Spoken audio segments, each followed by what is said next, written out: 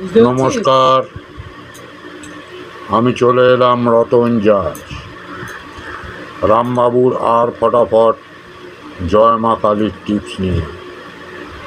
আজ 2/6/2025। আজকের রোলিং 1 থেকে 6 বাজি অবধি 7, 8 এবং একটি করে পাত্তি দেওয়া আছে। আপনারা নিশ্চিন্ত রোলিং দিতে পারেন।